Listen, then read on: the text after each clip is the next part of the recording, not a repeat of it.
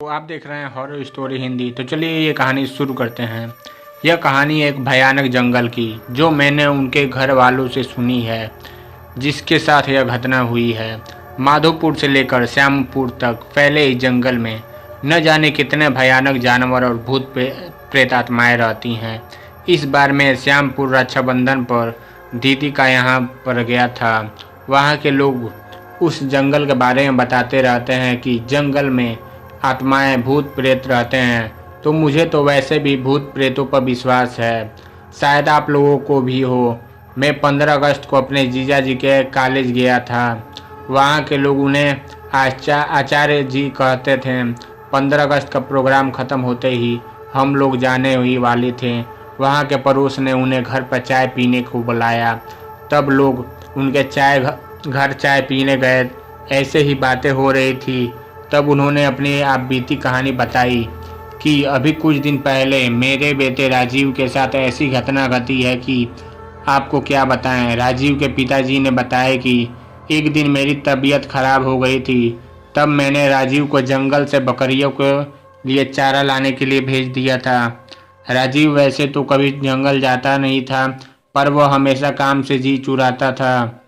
आज उसे मजबूरी में जंगल जाना पड़ा और रास्ते में चलता गया। उसे कहीं भी पास में चारा नहीं मिला, क्योंकि पास के सारे पेड़ तो पहले से ही बकरिया के लिए काट चुके थे। वह जंगल की ओर अंदर चला गया। वो घने जंगल में पहुंच गया, जहां पर बहुत आसपास पेड़ खड़े थे। पेड़ इतने घने थे कि आसमान तो नज़र ही नहीं आ रहा था। बरसात का टाइम था, अच्छी बरसात हो गई थी, तो पूरा जंगल हरा भरा हुआ था। पत्थरों पर पानी ऐसे बह रहा था जैसे साफ कोई झरना बह रहा है। पहाड़ों से नीचे की ओर आता हुआ पत्थरों पर साफ पानी बह रहा था। वहाँ पर इतनी शीतलता थी कि उसकी देखते ही थकान दूर हो गई। उसने सोचा कि पहले मैं थोड़ा आराम कर लूँ, फिर मैं पतिया काट कर घर चला जाऊँगा। थोड़ी ही देर हुई थी कि वह सोए हुए अपने सपना देखा कि वह चारे के चक्कर में बहुत दूर आ गया है और वह रास्ता भूल गया है। उसने सपने में देखा कि उसके सामने कोई खड़ा है। उसकी शक्ल ऐसे देखते ही उसकी आंखें खुल गई। वह डर गया। अब उसे और ज़्यादा डर लगने लगा। अब चारा तो काट रहा था, पर वह सपने की बातें याद करके बहुत घबराया हुआ था। उधर सूरज भी ढलने वाला था। उसके हाथ दूर दूर तक किसी की भी आवाज़ सुनाई नहीं दे रही थी। वह जल्दी जल्दी पतिया काट ही रहा था कि उसे आपस में बात करते हुए एक आवाज़ सुनाई दी। उसने सोचा कोई आदमी होगा तो मैं उसी के साथ घर चला जाऊंगा। उसने जल्दी से पतिया बांधी और वह आवाज़ ही आ रही थी इधर की ओर चल दिया। पास तो उसने यह ध्यान नहीं दिया कि वह आया किधर से है और किधर जा रहा है। वह उल्टा जंगल में घुसता चला गया। आवाज़ और साफ सुनाई देने लगी तो वह और आगे बढ़ा। उसने देखा कि दो लोग आपस में बात कर रहे हैं कि उनकी पीठ दिखाई दे रही है। उसने उनसे जाकर बोला, क्या तुम मुझे घर जाने का कोई रास्ता बता सकते हो? इतना उसने सुनते कहते ही वो दो लोग आपस उसके सामने से ऐसे फुर हुए कि वहाँ कोई था भी नहीं। उनके गायब होते ही उसके पसीना छूट गए और वह बेहोश हो गया। जब उसे होश आया तो वहाँ क्या देखता है कि सपने वाला आदमी उसके सामने खड़ा है।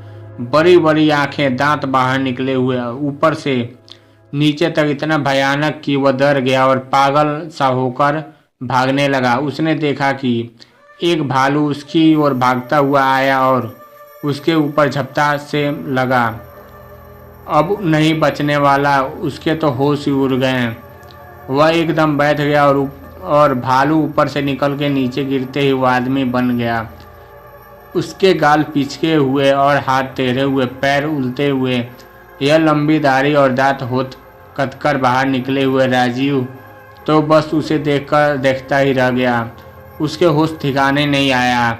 वह वहीं पर गिर गया। इधर वह घर वाले को चिंता हो रही थी कि अंधेरा हो गया, राजीव अभी तक नहीं आया। उसके बड़े भाई ने कहा अभी आता ही होगा। सब लोग जब इंतजार करते करते थक चुके थे तो रात के 10 बज चुके थे। अब उसके भाई को लगा शायद कुछ गड़बड़ है। कुछ लोगों ने कहा चलो ढूंढते हैं, क्या पता इतने बड़े जंगल में क्या हो गया होगा। सब लोग लाठी टार्च लेकर उसे ढूंढने निकल गए। उसका भाई अपाहिज था, वह एक पैर से चलता था, इसलिए उसके पिताजी ने कहा बेटा तू यहीं रह, अपनी माँ और बहन को पास, हम लोग जाते हैं, कुछ खबर होगी तो हम बताएंगे। तो वो लोग निकल गए जंगल की तरफ घूमते हुए। तो उन लोगों ने कुछ अंदर तक गया तो देखें कि राजू वहीं पर गिरा हुआ था, बेहोश था। तो उसको वहाँ से उठा के घर पे लेके आए लोग, उसको अच्छी से सुलाए लोग। फिर सुबह जब उसको होश आया तो कहा, पूछे लोग कि क्या हुआ था राजीव, तुम इतना बेहोश होकर वो वहाँ कैसे गिर गए थे।